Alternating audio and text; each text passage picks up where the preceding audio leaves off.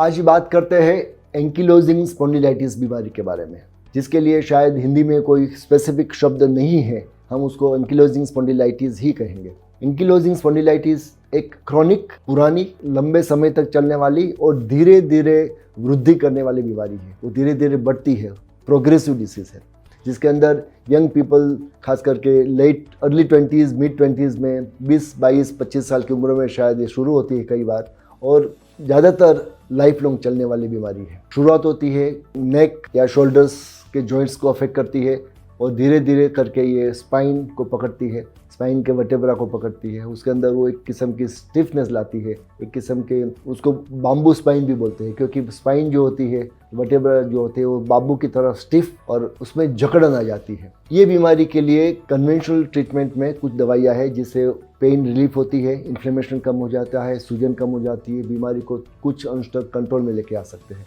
लेकिन उसकी long term side effect भी होती है। होम्योपैथी एंकिलोजिंग स्पॉन्डिलाइटिस में क्या कर सकता है, वो जानना बहुत ही ज़रूरी है। एंकिलोजिंग स्पॉन्डिलाइटिस एक ऐसी बीमारी है जो एक एग्जाम्पल भी है कि जिसके अंदर हमें समझना पड़ेगा कि कई सारी ऐसी बीमारी है जो क्रॉनिक है, प्रोग्रेसिव है, और कोई भी एक ही दवाई से वो ठीक हो जाती है, ऐसी बीमारी नहीं है। तो एक एंकिलोजिंग स्पॉन्डिलाइटिस ऐसी बीमारी है जिसके अंदर होम्योपैथी और एलोपैथी दोनों का प्रयोग करना काफ़ी ज़रूरी होता है, क्योंकि कोई एक ही दवाई से ठीक होने वाली बीमारी नहीं है। और ये बीमारी के लिए दोनों दवाई साथ साथ लेना बहुत ही सेफ है, बहुत ही इफेक्टिव भी है। होम्योपैथी लेने से आपको क्या फ़ायदा होगा? एंकिलोजिंग स्पॉन्डिलाइटिस बीमारी में होम्योपैथी दवाई लेने के 4 फ़ायदे हैं। एक, उससे आपके सिम्टम्स जो है, पेन है, दर्द है, जकड़न है, उसमें आराम हो जाता है। मोबिलिटी जो कम हो जाती है उसके अंदर थोड़ा फ़र्क पड़ेगा।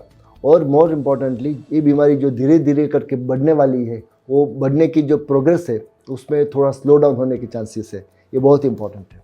और अन्य कारण ये भी है कि लॉन्ग टर्म में आपको एलोपैथिक दवाई की ज़रूरत कम पड़े, वो भी होम्योपैथी दवाई लेने के बाद संभावना है।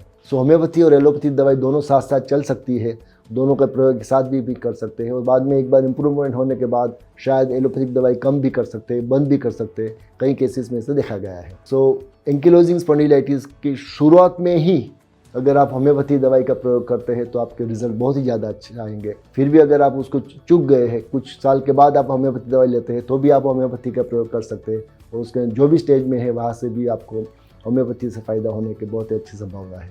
मैं चाहता हूँ कि ये वीडियो आपको ज़रूर से काम में आए। Thank you very much.